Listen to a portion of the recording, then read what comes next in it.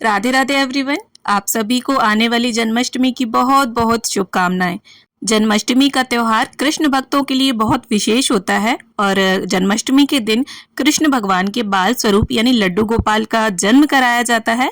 तो आज की इस वीडियो में मैं आप सभी को जन्माष्टमी पर आप लड्डू गोपाल का किस तरह से बहुत ही आसान तरीके से जन्म करा सकते हैं उसकी विधि बताने वाली हूँ। और देखिए, ऐसा माना जाता है कि जिस घर में हर वर्ष लड्डू गोपाल का जन्म कराया जाता है उस घर में हमेशा खुशियों की बरसात बनी रहती है। तो देखिए, जहाँ पर भी आपने लड्डू गोपाल को विराजमान कर रखा है उन्हें वहीं पर बैठा रहने दीजिए और ये प्रक्रिया शाम के समय की जाती है। जब आप शाम को आरती कर लें, भोग वगैरह लगा लें और जब दीपक ठंडा हो जाए उसके बाद हमें ये विधि संपन्न करनी होती है। तो यहाँ पर देखिए, थोड़े से फूल चाहिए, हमें एक डंठल वाला खीरा चाहिए और सिक्का ले लेंगे हम। तो यहाँ पर मैंने चांदी का सिक्का लिया है, आप नॉर्मल सिक्का भी ले सकते हैं। और इसके बाद देखिए, जहाँ पर भी आपने लड्डू गोपाल को विराजमान कर रखा है वहीं पर थोड़े आसपास फूल रख दीजिए आप, क्योंकि फूल जो है वो लड्डू गोपाल को शीतलता भी देंगे और फूलों की महक लड्डू गोपाल को अति प्रिय है।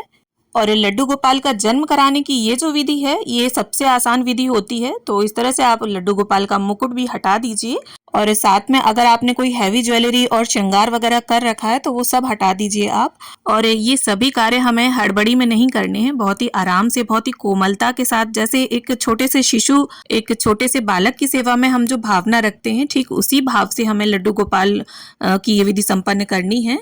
और अब यहाँ पर मैंने एक चुनरी ले ली है, ये चुनरी जो माता रानी की चुनरी होती है वही चुनरी है। तो इसी से हम लड्डू गोपाल को वहीं जहाँ बैठे हैं लड्डू गोपाल वहीं पर्दा सा लगाकर उन्हें कवर कर देंगे। और ये श्री कृष्ण जन्म की सबसे सरल विधि होती है। और जब रात 12 बजे मंदिरों में घंटियां और शंख बजने लगते हैं तब हमें पता चल जाता है कि कृष्ण जी का जन्म हो गया है। और तब हमें देखिए, ताली बजाते हुए या शंख आप बजा सकते हैं या घंटी बजा सकते हैं। और देखिए, कहीं कहीं पर बालक का जन्म जब होता है तब थाली और चम्मच बजाई जाती है। और इस तरह से आराम से जो कपड़ा हमने उड़ाया था उसको हटा देंगे ऊपर से लड्डू गोपाल के। और इस तरह से देखिए, लड्डू गोपाल का हमारे जन्म हो गया।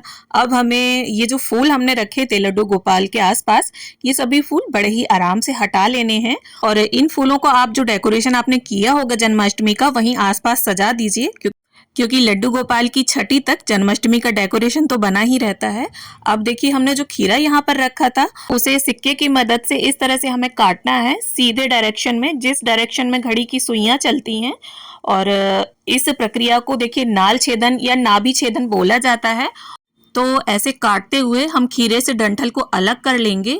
और इस डंठल को देखिए हमें यहाँ वहाँ नहीं फेंकना है, आप घर के किसी भी गमले की मिट्टी में इसे दबा दीजिए। और ये जो बाकी का खीरा होगा इसे आप भोग स्वरूप सभी लोग ग्रहण कर लीजिए। और अगर आपकी फैमिली बड़ी है तो आप यहाँ पर 2 खीरे भी रख सकते हैं। अब देखिए, हमें एक शुद्ध पात्र लेना है और फूल और तुलसी दल का आसन देते हुए हम लड्डू गोपाल को विराजमान कर लेंगे। और लड्डू गोपाल को अब हम स्नान कराएंगे। तो यहाँ पर देखिए, मैं पंचामृत स्नान कराऊंगी। तो इसके लिए मैंने यहाँ पर दूध, दही, घी, शहद, शक्कर ले लिया है। आप चाहें तो एक साथ पांचों चीजों को मिक्स करके भी स्नान करा सकते हैं। और जन्माष्टमी का ये जो पर्व है ये साल में एक बार आता है और बहुत ही विशेष होता है। तो इसमें लड्डू गोपाल की सेवा भी कुछ विशेष रूप से होनी चाहिए। तो यहाँ पर सबसे पहले हम शुद्ध जल से स्नान करा लेंगे लड्डू गोपाल को। और इस जल में आप 1-2 बूंदे गंगा जल की भी डाल लें।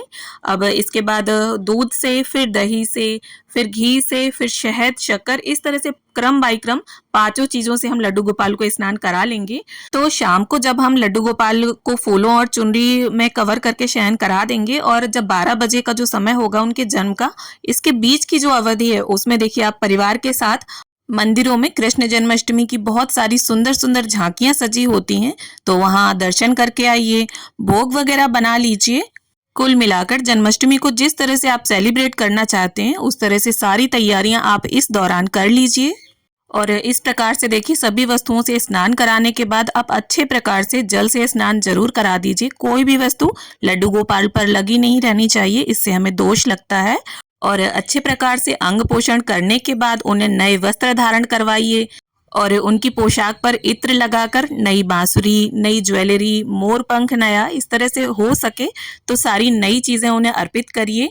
और हो सके तो दोनों टाइम उन्हें नई पोशाक पहनाइए। और अगर ना हो तो कम से कम शाम के समय तो उन्हें नई पोशाक जरूर पहनाइए, क्योंकि आज जन्म दिवस है हमारे लड्डू गोपाल का। और उन्हें तैयार करने के बाद अच्छे प्रकार से उनका पूजन करिए, भोग इत्यादि लगाइए। तो इस प्रकार से देखिए आप देख सकते हैं हमारे लड्डू गोपाल अच्छे प्रकार से तैयार हो गए हैं और कितने सुंदर लग रहे हैं झूला झूलते हुए। तो उम्मीद करती हूँ जन्माष्टमी पर श्री कृष्ण जन्म की ये सरल विधि आप सभी को जरूर पसंद आएगी। वीडियो अगर थोड़ी भी पसंद आई हो तो वीडियो को लाइक करिए, शेयर करिए और इसी तरह के वीडियोस देखने के लिए, मुझसे जुड़े रहने के लिए चैनल को सब्सक्राइब कर लीजिए। तो मिलते हैं एक नए वीडियो के साथ, तब तक happy Janmashtami to all of you.